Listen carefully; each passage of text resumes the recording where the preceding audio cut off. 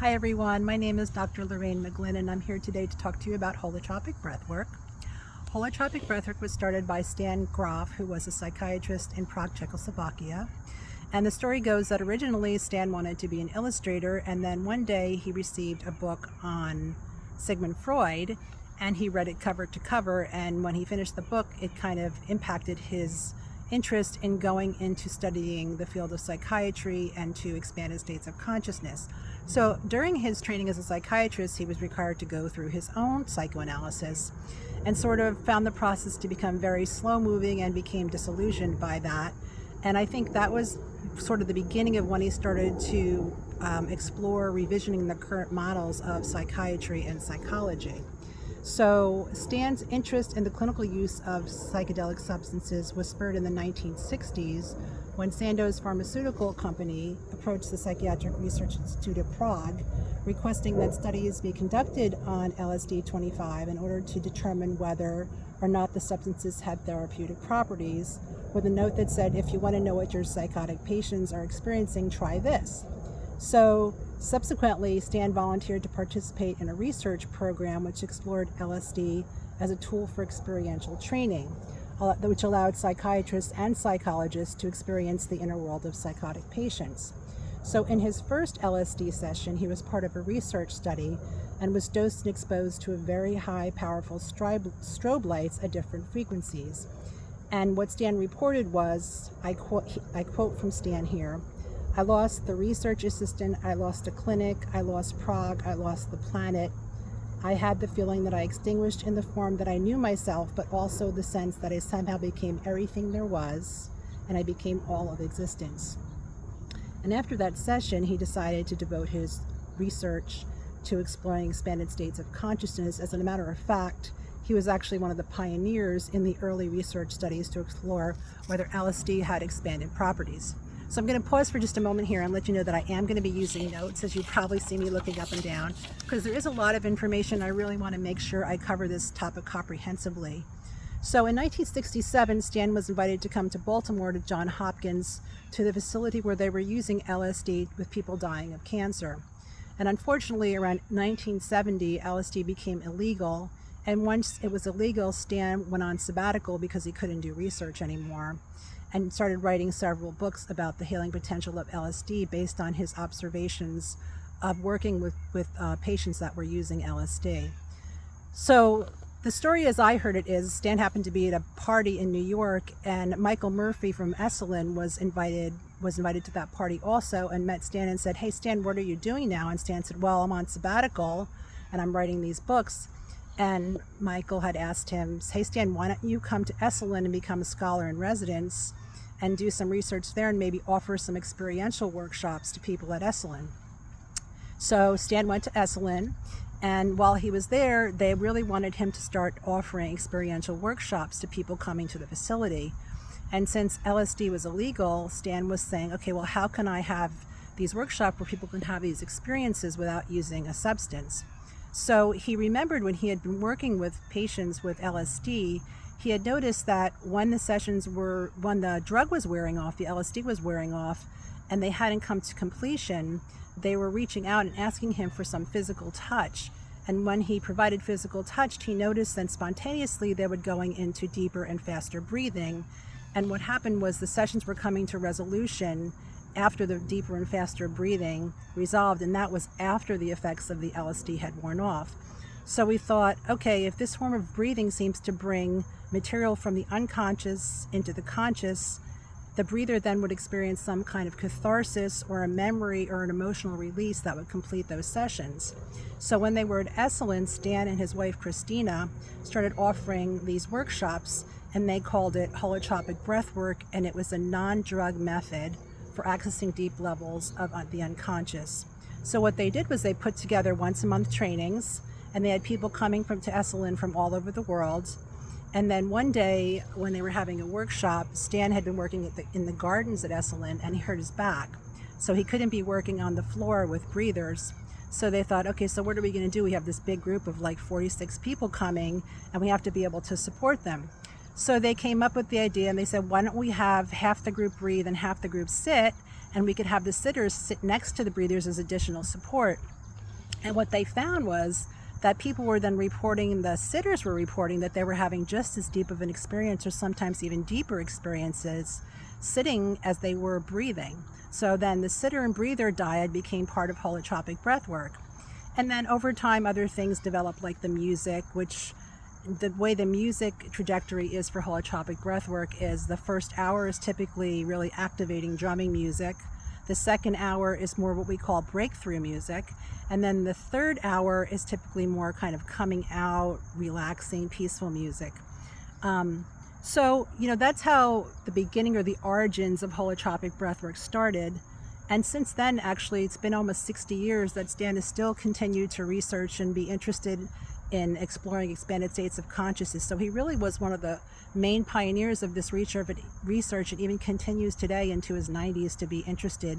And one thing that I think is the most prominent thing about Stan Grof is that if you ask him what his interest was motivated by, or why he keeps working in expanded states of consciousness, I think that he has this aspect of himself that's curious. And so he's always willing to learn and explore, and all of the facets of holotropic breathwork didn't come from Stan saying, well, you need to do this, because it's a very non-directive process. It was based on his observations of working with thousands of people in expanded states of consciousness and taking observations of what he was noticing while he was working with those patients and those people. So I think that's a really important thing to mention in terms of this work. So let's move a little bit now into what exactly holotropic breathwork means. So holotropic breathwork, the literal Greek translation means, holos means whole, and tropein means moving towards. So the word holotropic means moving towards wholeness. So one of the concepts in this work is the concept of the inner healer. So the inner healer really is this sort of inner healing intelligence. And Stan really believed that the psyche does have this inner healing intelligence, and that it is present in actually all of us. And that inner healing intelligence is our own internal resource to heal. So this work is, in that way, is very nuanced. So every person and every session can be very different with holotropic breathwork. So another component that I think is really important, that maybe makes this healing practice a little bit different than others that I have found, is what I said earlier, that it's non-directive. So no one is telling you this is what you need to do to heal. It's coming from that inner, wise, knowing part of you. And it's also permission giving. So one of the things, I'm just going to switch this camera just a little bit because the sun's starting to move. So one of the things that's, I think, is important is this idea of its permission giving. So there's not a lot of restrictions or guidelines in this work where we say you can't do this, you can't do that. It's more about saying to people, okay, there's just a few guidelines here. You can't hurt the facilitators, you can't hurt yourself or the other participants, and you can't damage the property. Otherwise, we really want you to go for it. So we want you to breathe into your body, breathe in, deeper and faster, and we want you to see if you can allow whatever is going to arise to come up and actually make it bigger. So the idea in this work is to amplify what's coming up. And I think a lot of times in life, we're actually encouraged to do the opposite. So as a psychologist, what I see a lot of times is people who are in pain or feel like they're suffering, I think the natural human tendency is really to shut stuff down, or to distract ourselves from feeling something that feels uncomfortable or painful. But in this work, we're actually encouraging you to do the opposite. We're actually encouraging you to breathe into it deeper and faster, make it as big as you can, and amplify it as much as you can. And one of the things that Stan used to always say when I was in the training was, the full expression of any emotion is its funeral pyre. So when you give that experience or that emotion a chance to really express itself to its fullest extent, it discharges and it tends to clear that imprint out. So that's what's a little bit different in this work. Concept of the inner healer. So the other part that I'm not going to talk too much about, because this can be very complex, is this idea of the cartography of the psyche. So this was another significant influence that Stan had in this work. So he looks at the possible range of breathwork experiences. So there's a number of them. So one of them is sensory, so experiencing sounds or colors or shapes or physical sensations in the body.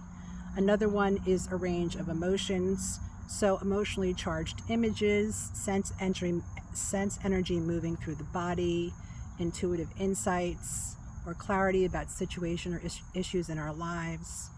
So biographical information, so anything that's happened from birth to present day, any relevant memories in the person's life. And the transpersonal, which is the collective unconscious. So this would include things like out-of-body experiences, past life experiences, extrasensory perception, mystical, archetypal experiences. And Stan also believed that the roots of a person's current issues could be found in the transpersonal realm of the unconscious.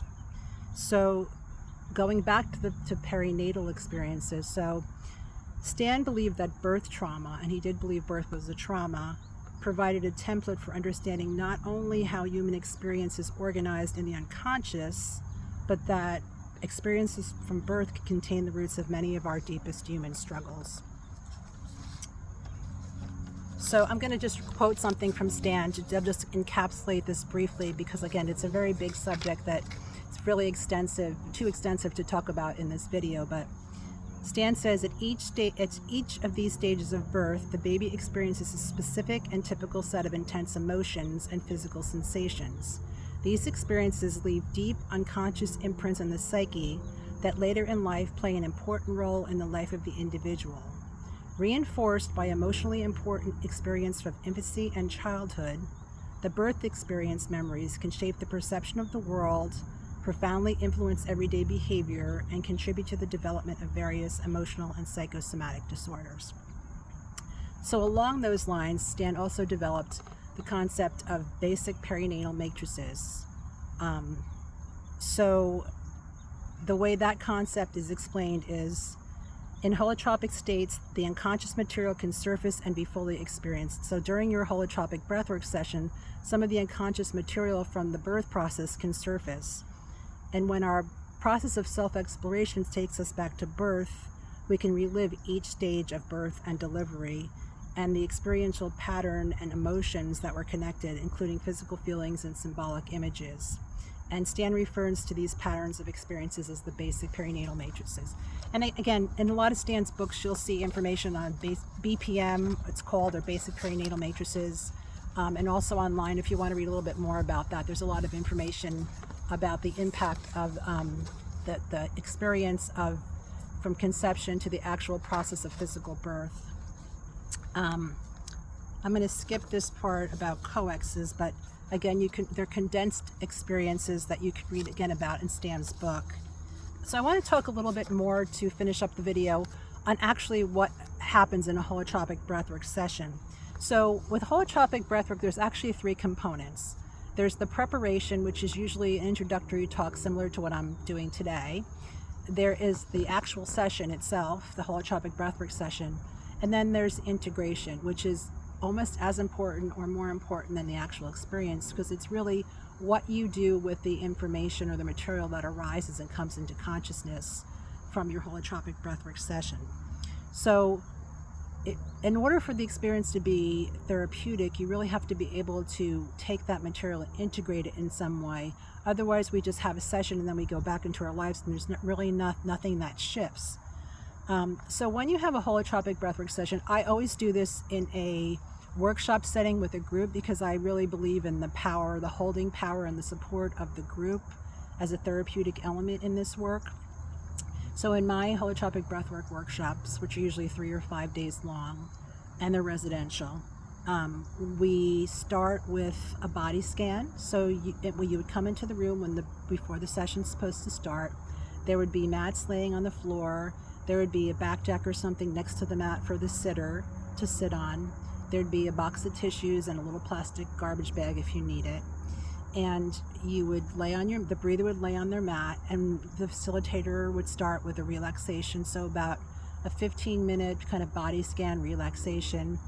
Once that's finished, the music would start, and we would encourage people to breathe deeper and faster. So That can look like a lot of different things. So deeper and faster could look like, or it could look like, or it could just look like deep circular breathing, like,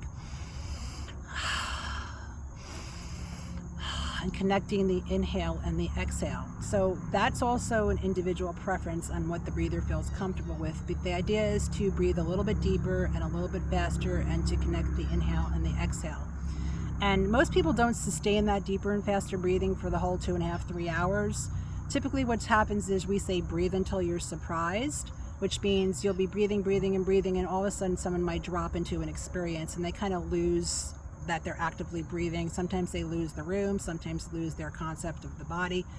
But the idea is to just breathe deeper and faster, sort of as the catalyst to get into the session. So the music would play for 2.5 to 3 hours. The facilitators and the apprentices would be walking the floor, supporting the breathers and supporting the sitters.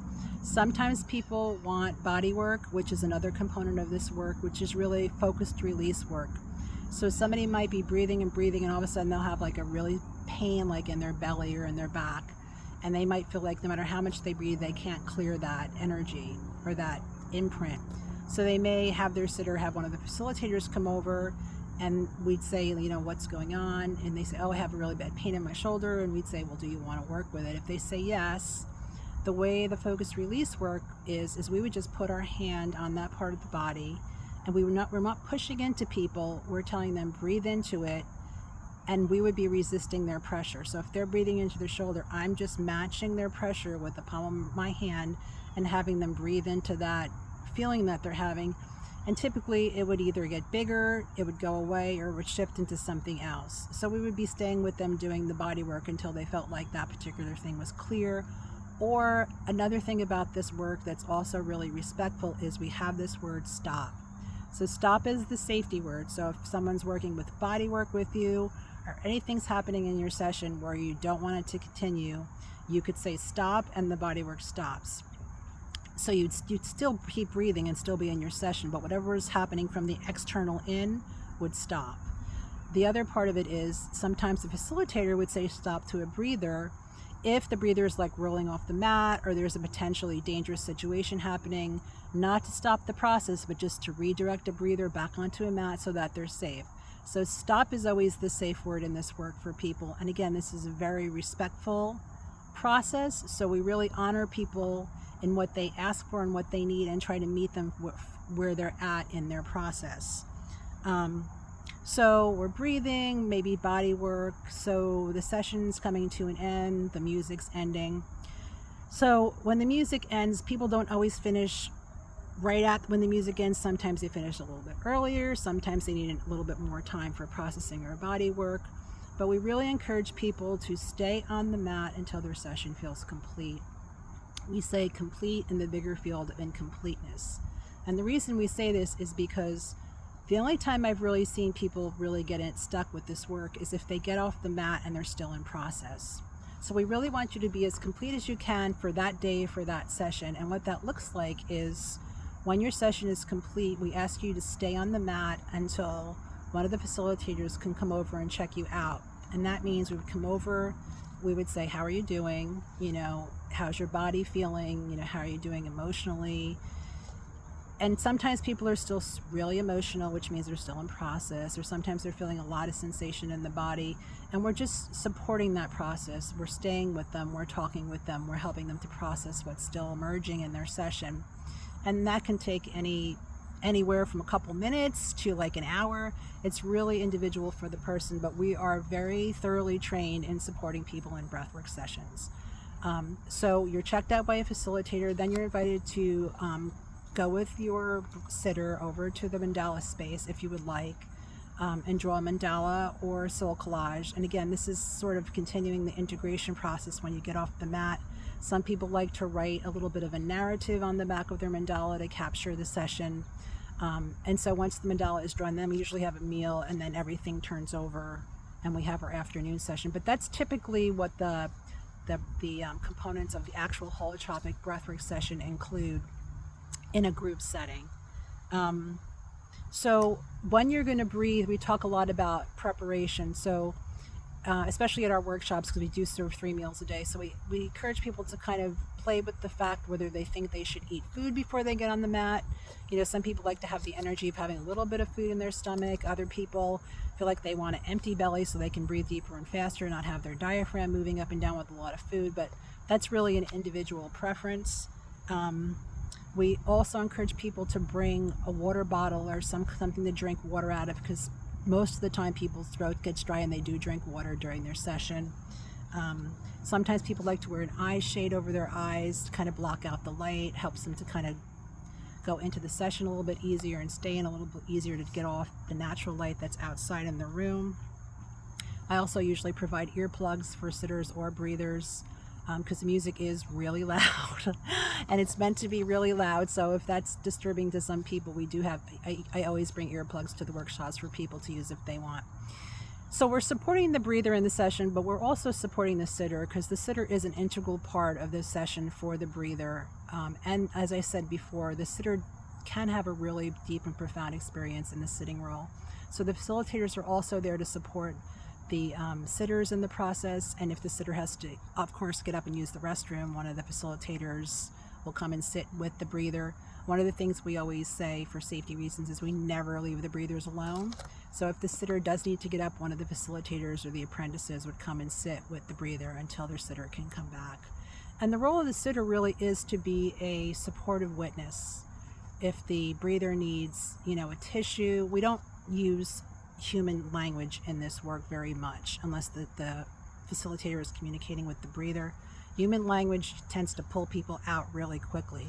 Loud music, people screaming, people crying usually doesn't disturb the breather, but people engaged in conversation usually will pull a breather out. So we encourage the breather and sitter dyad to sort of connect a little bit before the first session and make a contract. We call it a contract with each other. So the contract is really around mostly physical touch, like is the sitter comfortable holding the breather's hand, or do they want a facilitator? If the sitter needs a tissue, they just would go like this. So that's the sitter gives the breather a tissue. Do they want some water? So they make a signal for water. If they get up like this, that means they have to go to the bathroom, which is another whole process. So if the sitter is taking a breather to the bathroom, we always say, please put your hand, the breather, please put your hand on the shoulder of the sitter, and sitter, please walk very carefully, taking your breather to the bathroom, because people usually are pretty wobbly when they're getting up off the mat during a breathwork session. So usually the sitters will slowly and carefully walk the breathers to the bathroom and then walk them back to their mat. And more likely than usual, the breather just gets back on the mat, starts going back to the breath, and can go back pretty easily back into process. And again, if you ever feel stuck as a breather, you always have the support of the facilitators in the room to sort of come and help you with whatever you need during your session. Typically, facilitators don't intervene in people's sessions at all, unless there's certain things that are happening. Number one, if we're asked to come in, certainly we would come in. Sometimes people have the experience of feeling like they're choking. So if someone's starting to squeeze their neck, we'll come over and we have a bodywork process we can use with a towel to kind of redirect that energy. So if they feel like they're choking, we'll come over. If something's happening and they're off their mat or they're rolling towards the wall or something and it's a safety issue, then we'll come over and sort of redirect or position pillows around them to keep them safe. I'm trying to think if there's any other reason. I think that's it. So if we're asked if there's body work, if they ask for body work, that's the other reason that we would come over, if they want to have some body work done. So do I want to say anything else about holotropic breathwork? I think that's a good summary of the history. I actually do want to say one other thing. So Stan really was the originator of this work, and he was actually the person who trained me 10 years ago when I was going through the facilitation process with Grof Transpersonal training. So it was Stan Grof and it was Tab Sparks. So I want to just talk for a few minutes about Tab Sparks. So Tab Sparks was also one of my major teachers in this work, and he was the former director of Grof Transpersonal training. Tab passed away a few years, which was a big loss to a lot of us in the community. But what I think Tab brought to the process was heart. Stan had the intelligence, the mind, and the transmission that came through him at the workshops, and certainly Stan had heart too, but I think Tab really brought a tremendous amount of heart to this work, and I always thought of him as sort of a spiritual warrior. Like, he was always down there on the floor with people, even when his body was like, in pain, or he was struggling and he was not supposed to be. He just couldn't help himself. He was so dedicated to this work. And so I want to acknowledge him, because I think one of the main contributions that that Tav made, was kind of this idea of, I will call it like, how do you say this? Tav called it the yoga of the cross, but I think it's more about projection. So it's this idea of, when we have an experience as a human being, we have these shared human experiences and these struggles as human beings. And I think a lot of times we say, oh, if this person would just do that, or if my job was better, or if I had more money, or if I could manipulate something out here in the external world, I would feel better, or I would be healed. And what Tav taught was, we don't want to go on this plane out here externally and look for our healing. We want to go inward. We want to go into the inner healer, into the inner healing wisdom, the inner healing intelligence, and go inward and ask ourselves questions like, have I ever felt this way before? Like, how far does this go back? Is this a familiar feeling for me? And look for the answers within ourselves. And instead of saying, why is this happening to me again? We ask ourselves questions like, why is this happening for me again?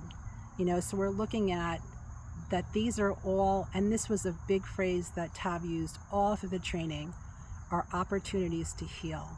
So when these experiences keep showing up in our lives in different forms, we go inward and we go into that inner healing intelligence within ourselves, and we ask ourselves, okay, have I felt this before? More times than not, the answer is yes. Or like, when did this first start? You may be saying things to yourself like, I never get what I want, or why does this always keep happening to me? Try to just shift the language just a little bit to, why is this happening for me?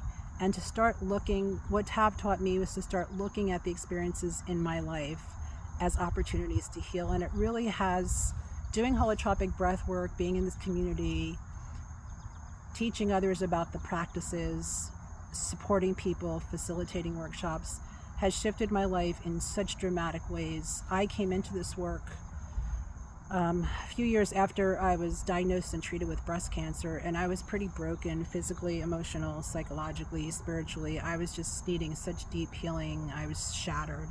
And so over the past 10 years, more so when I was going through the training for about 4 years, the community, the support, that was really as healing to me as actually being on the mat doing the sessions.